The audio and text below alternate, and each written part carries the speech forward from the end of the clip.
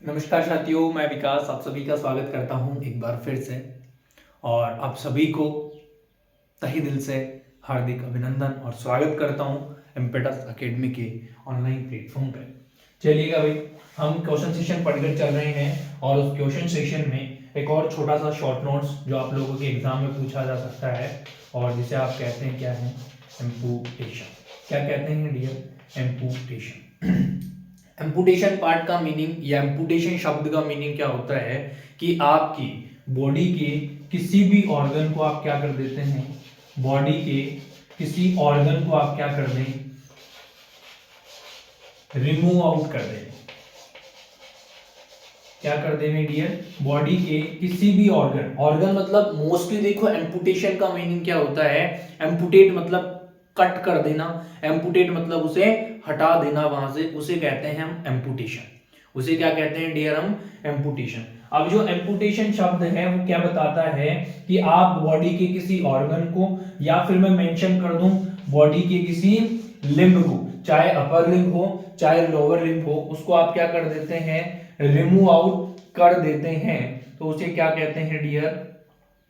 उसे अपन कहकर चलते हैं एम्पुटेशन। हम क्या बोल रहे हैं, सिंपल भाषा में कह रहे हैं, या फिर इसको ऐसे बहुत सही से परिभाषित करना हो तो क्या हो कि एम्पुटेशन क्या है? एक ऐसा मेथड है, amputation is a method in which remove the, क्या रिमूव करा जाता है dear? Remove the upper and lower limb.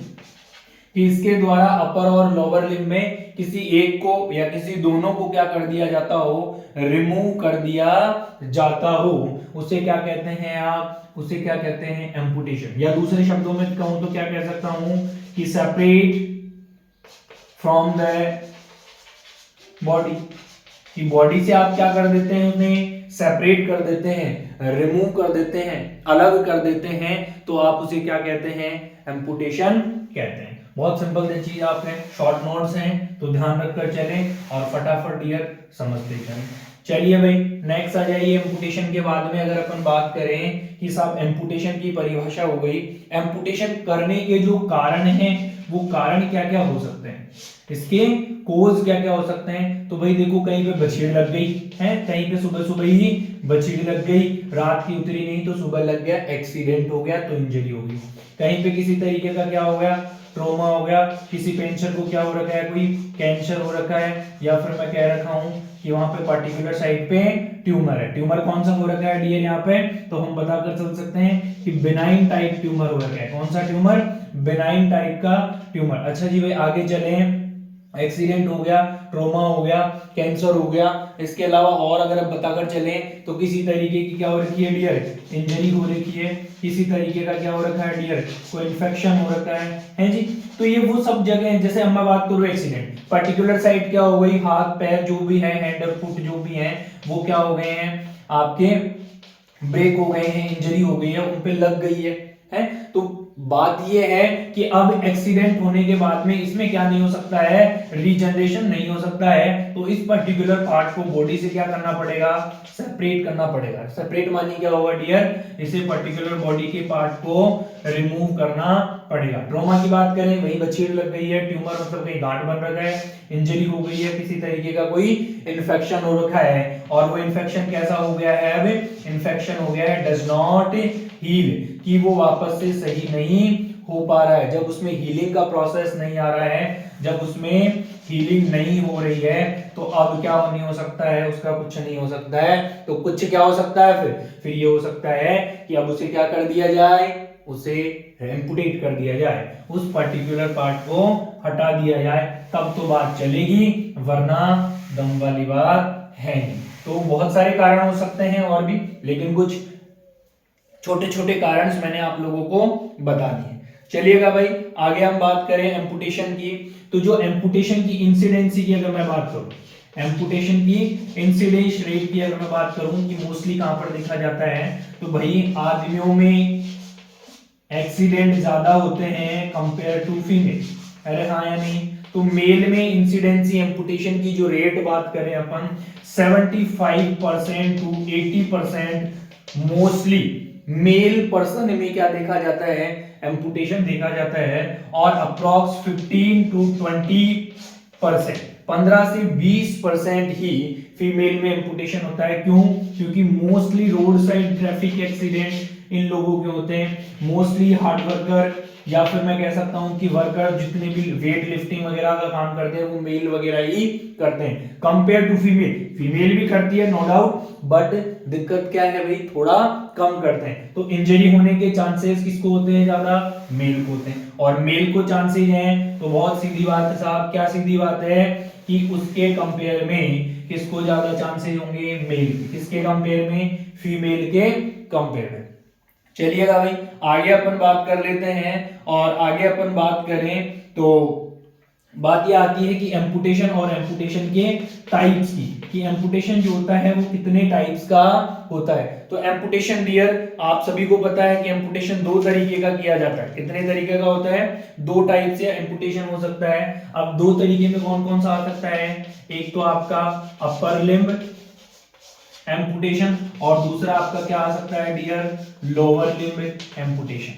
Upper limb amputation के अंदर आपके हाथ, आपके हैंड्स इंक्लूड करे जाते हैं, और लोअर लिम्ब में आपके फुट जो हैं वो फुट क्या करे जाते हैं, इंक्लूड करे जाते हैं। तो अपर लिम्ब में किसी भी पर्टिकुलर हैंड को पर्टिकुलर, अब देखिएगा अपर लिम्ब की जब मैं बात करूं तो अपर लिम्ब में कुछ साइड्स हो सकती है, जैसे मैं कहूं कि एल्बो तक क्या करा गया है, जैसे मैं कहूं कि एल्बो तक पार्ट को एम्पुटेट कर दिया गया, जैसे मैं कह रहा हूं कि सिर्फ रिस्ट वाला जो पार्ट था उसे एम्पुटेट कर दिया गया, जैसे मैं कहूं कि क्या कर दिया है, शोल्डर तक जो है वो शोल्डर तक के पार्ट को रिमूव कर दिया है।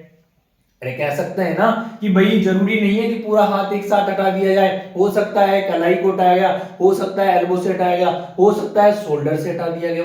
तो वो अलग अलग वेरी करता है, डिपेंड करता है डिजीज कंडीशन पे या फिर इंजरी पे, ठीक है। तो हम ये बताकर चल सकते हैं। इसी तरीके से अगर मैं बात करूं लोअर लिम्ब की, तो लोअर लिम्ब में क्या हो सकता है, या तो हो सकता है कई बार कि एंकल तक के पार्ट को हटाया गया हो सकता है कि नी तक के पार्ट को हटाया गया हो सकता है कि थाई तक के पार्ट को हटाया गया हो, हाँ या नहीं। तो ये वो सिचुएशंस हैं, ये वो पर्टिकुलर साइड्स हैं जहां से क्या करते हैं आप, रिमूव करते हैं। और रिमूव उस बेस पर करते हैं, अपनी मर्जी से नहीं करते हैं लाला और लालियो, ध्यान रखो इस बात का, अपनी मर्जी से नहीं करनी है।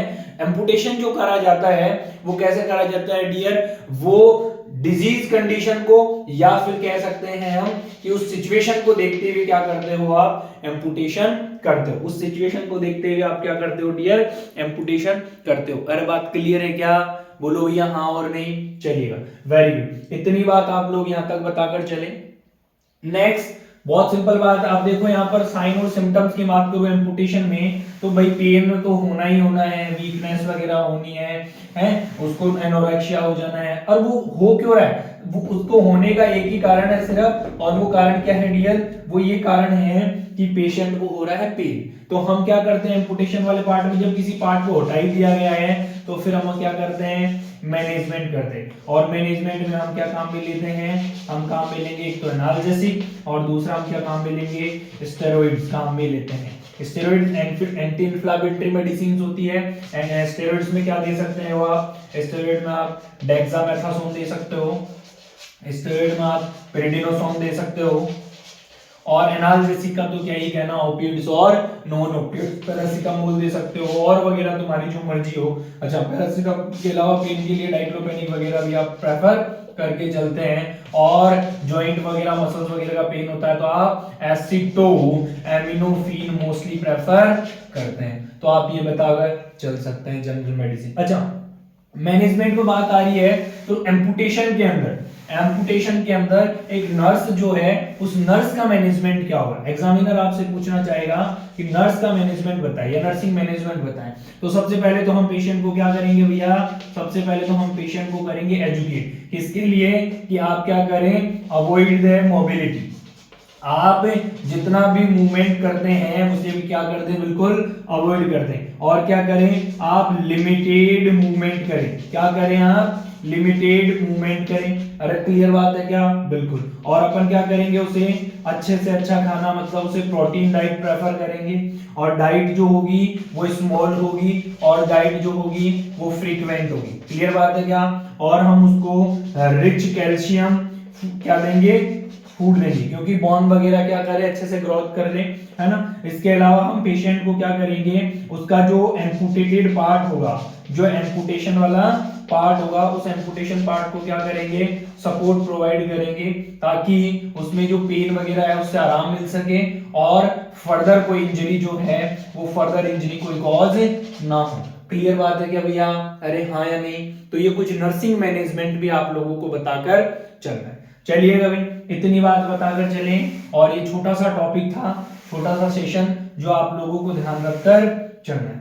चलिए भाई, आज के लिए इतना ही सेशन में, मिलते हैं नेक्स्ट में और नए क्वेश्चन के साथ। Thank you so much everybody, बने रहिए आप इम्पेटस एकेडमी के साथ। ऑल द बेस्ट, शुक्रिया।